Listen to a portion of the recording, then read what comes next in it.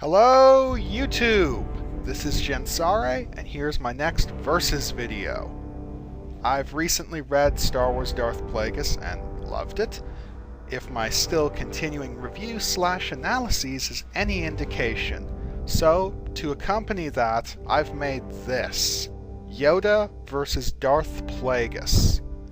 Just to warn you, due to the scarcity of pictures and images of Darth Plagueis, many of the images in this video are my own fan art. Now that the disclaimer is out of the way, let's get underway. Yoda was the Grand Master of the Jedi Order for centuries. One of the wisest and most powerful Jedi of his age, Yoda had a hand in the training of almost all of his contemporaries.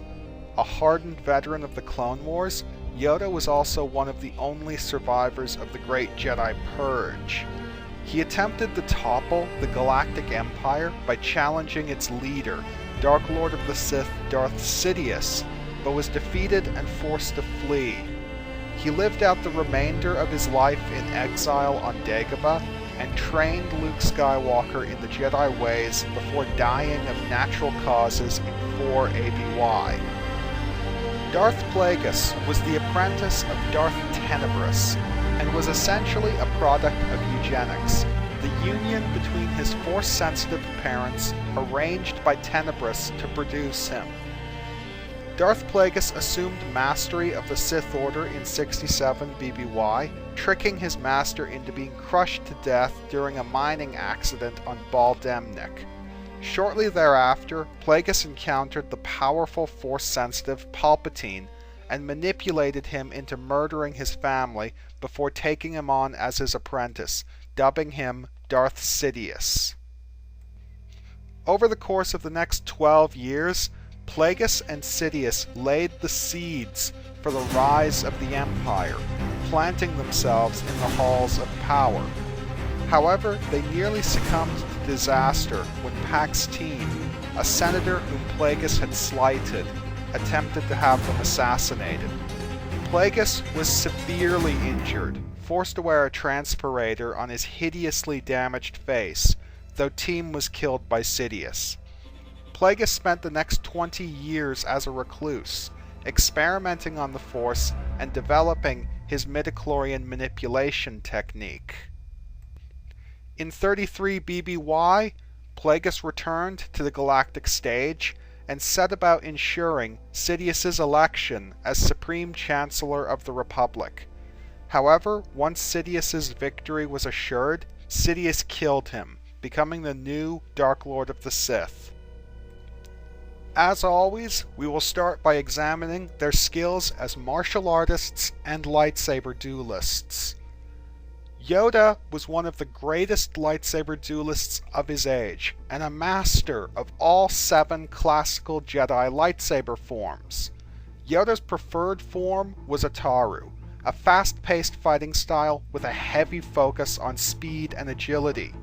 To compensate for his short stature and lack of reach, Yoda took Ataru to its highest possible level and displayed amazing speed and dexterity, calling heavily on the Force to allow him to leap and spin about in phenomenal ways.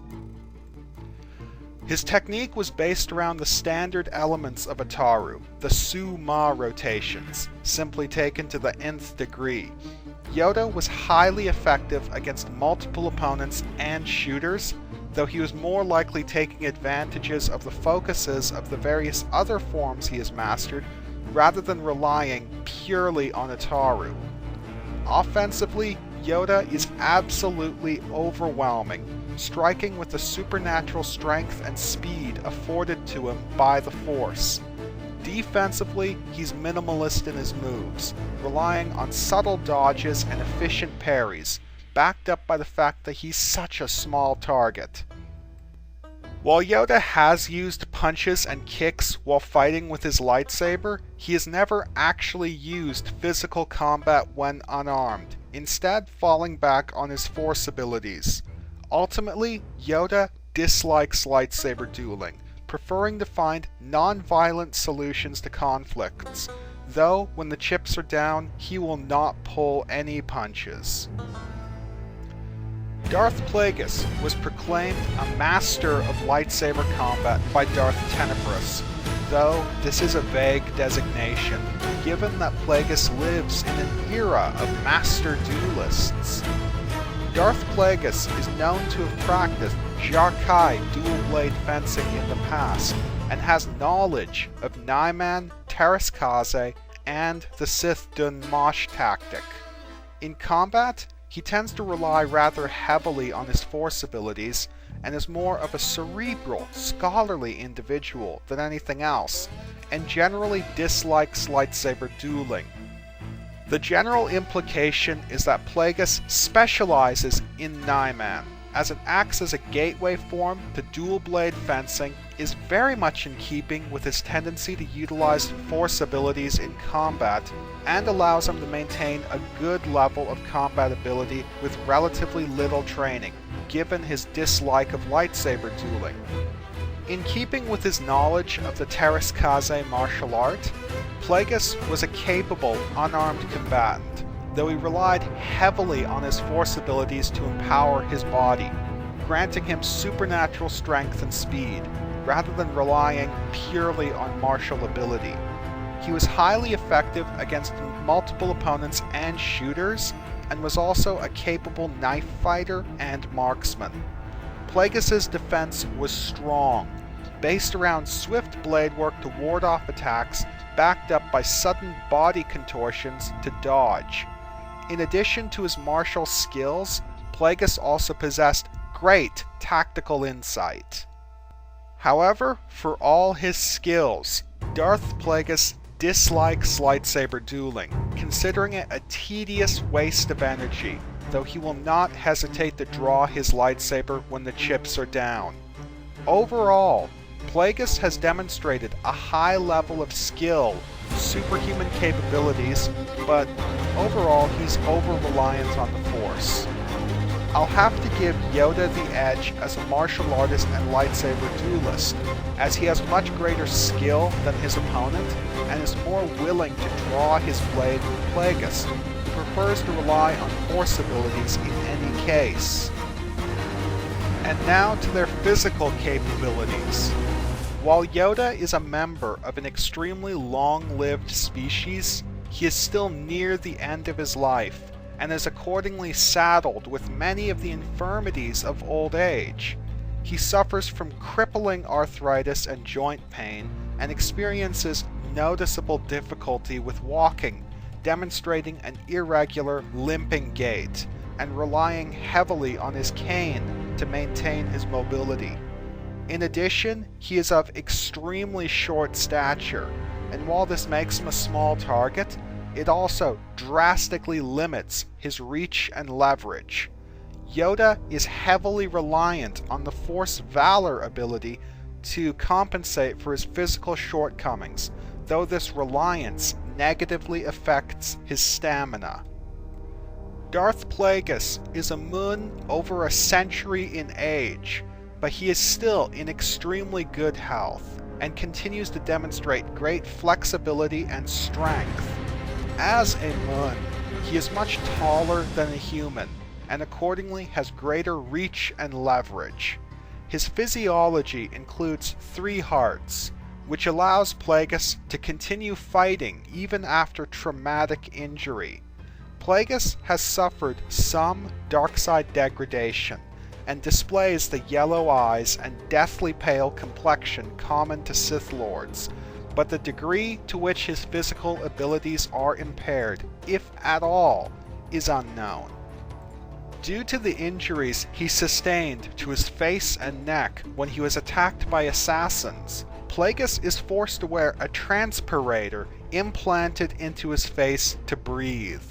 While this likely protects him from poison gas attacks, it is a vulnerable point, and if damaged or disabled, he suffocates. Darth Plagueis gets the physical edge due to his greater height and reach and his much better health. He doesn't need to rely as heavily on the Force as Yoda, and would accordingly possess greater stamina. However, it should be noted that his transpirator is a massive weakness, one that Yoda lacks, and could turn the tide against him should Yoda choose to attack it.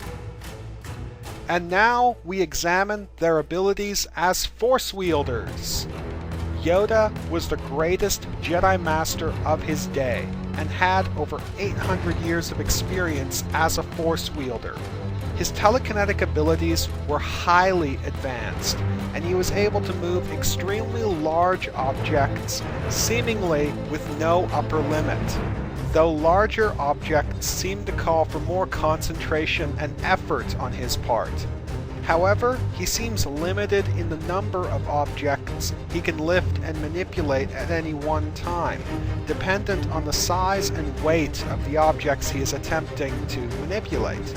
Since he passed age 700, he has only been able to lift 5 of the 6 Montur stones while in meditation, each of the stones weighing several tons.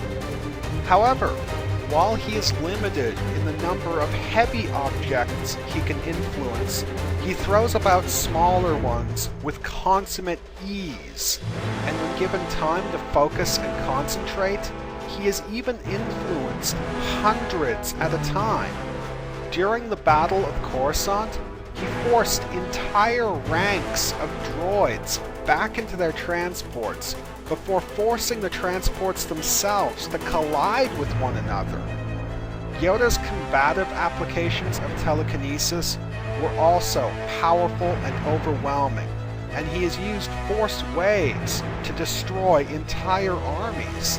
He was even able to catch Darth Sidious himself off guard with a powerful Force push. Yoda's telepathic abilities were also extremely advanced, and he had little difficulty mind-tricking specific targets, and he has even influenced the memories of subjects, among other things, erasing their knowledge of his own existence. The absolute pinnacle of Yoda's telepathic ability is battle meditation, which allows him to affect the outcome of entire battles by bolstering the morale of his allies while demoralizing the enemy. Yoda is also capable of the Tutaminis ability, deflecting, absorbing, and redirecting Force lightning, among other things. Darth Plagueis was without a shadow of a doubt an absolute master of the dark side. His telekinetic abilities were highly advanced, and he had little difficulty applying them in battle, no doubt a result of his skill with the Sith Dun Mosh tactic. Quite simply, his pushes and Force blasts were capable of ripping people apart. In fact, when the bodies of some of his victims were examined by investigators, these guys were convinced that they had been killed with explosives. He was also able to use Force shields to protect himself from attacks, even blocking close-range physical attacks. Plagueis' telepathic abilities were also extremely advanced, which makes sense given his aptitude for them. As a child, he instinctively mind-tricked one of his playmates into inadvertently committing suicide. What does that tell you about him? He is capable of concealing his dark nature from Jedi, and has mastered Force illusions, even fooling Palpatine with a phantom projection of himself. As a Sith Lord, Plagueis is a master of Force lightning. He is also a capable user of Tutaminis, and is capable of deflecting or absorbing blaster bolts with his bare hands. Plagueis can also use Force Drain to feed off the life force of those he kills. And now, we address the elephant in the room. Darth Plagueis' Midi-chlorian manipulation technique. He has experimented with this technique to enhance his skills with mind control, create life through spontaneous generation, and most famously, prolong his own and become immortal. Offensively, he has used it to compel the midi-chlorians in a target to return to their source, essentially willing a subject to die. However, this application seems to be rather labor-intensive and requiring lengthy concentration, not something he'll have time for in a pitched battle. However, I can't imagine Yoda would be able to defend against something like this. So if by some fluke Plagueis was able to use it, Yoda's a dead frogman. Now, this is extremely difficult to call. Yoda spends much of his time meditating on the Force and centering himself within it. Plagueis spends his time objectively studying and applying it. However, Yoda has demonstrated a massive amount of skill in using the Force to influence his immediate surroundings, whereas Darth Plagueis is more concerned with manipulating the Force as a whole, and accordingly would have allowed his more practical abilities to slip. I will give the edge to Yoda because of his greater practical knowledge, which is more useful in battle than Plagueis' grand manipulations and theories. However, Yoda only barely gets the edge, simply because he is better at using it in the here and now, whereas Plagueis is more concerned with playing God. Now we examine their chosen weapons, their lightsabers. Yoda wields a lightsaber shoto, or short sword, which, for someone of his height, is a standard-sized weapon. His lightsaber is absolutely ancient, though aesthetically, its design is quite contemporary. Heavy emitter shroud, a throttle-style activator, and a ridged hand grip. He uses a single green-hued Adagan crystal as his focusing lens. The lightsaber shows its age in the pits and scratches on the body of the hilt, though it functions perfectly well, so it is evidently well maintained. Not too much is known about Plagueis' lightsaber. Palpatine notes that it's slightly oversized to accommodate Plagueis' large hands, which made it very unwieldy for a normal human to use, though perfect for him. Presumably, Plagueis' lightsaber would also feature a longer blade to keep everything in proportion, given the size of the handle and Plagueis' height. He uses a red-hued synthetic crystal as the focusing lens, in keeping with Sith tradition.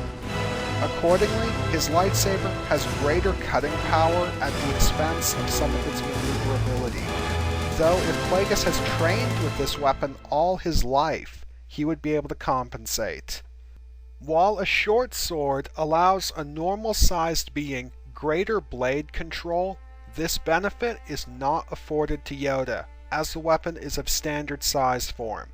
Instead, it just adds to his lack of reach. Darth Plagueis gets the edge in terms of armament. Now, the verdict. This match is actually quite difficult to call, as both combatants are extremely powerful Force wielders. But in the end, I would have to say that Yoda would win. The reason for this is because Plagueis is more of a scholar and a scientist rather than a warrior. Sure, his combative applications of the Force are extremely powerful, but he still relies heavily on martial ability when fighting. This leaning is obvious when Plagueis fights back against the Maladian assassins. He literally shreds his assailants with powerful Force pushes and shoves, but the vast majority of his kills in this fight were performed by closing the distance and essentially beating them to death with his fists.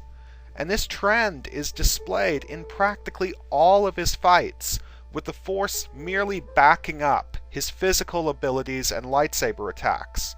And the irony is that Plagueis dislikes lightsaber combat, finding it a tedious waste, and he is clearly out of his element when forced to draw his weapon.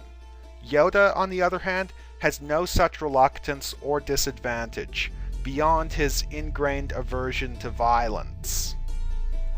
Plus, Yoda's combative applications of the Force have repeatedly dwarfed Plagueis's. Sure, Plagueis can rip people apart, but Yoda has destroyed entire armies. Plagueis has devoted everything to grand manipulations of the Force, at the expense of his more practical abilities. And while Plagueis has given his all to playing God, Yoda has remained in touch with his more down-to-earth talents. However, that being said, Darth Plagueis would still leave Yoda battered and bleeding. I believe their fight would play out less like a traditional lightsaber duel and more like the Wizard's duel between Albus Dumbledore and Tom Riddle in the film adaptation of Harry Potter and the Order of the Phoenix. All crackling energy, explosions, telekinetic manipulations of the environment itself, a struggle of raw power versus raw power. Both opponents are somewhat reluctant to draw their lightsabers, so it would likely begin and end with their Force abilities, and Yoda would come out ahead, however narrowly, as his skills are more applicable, whereas Plagueis is too busy playing God with the Force. Anywho, this is just my opinion. Feel free to chime in. This is Jensare signing off.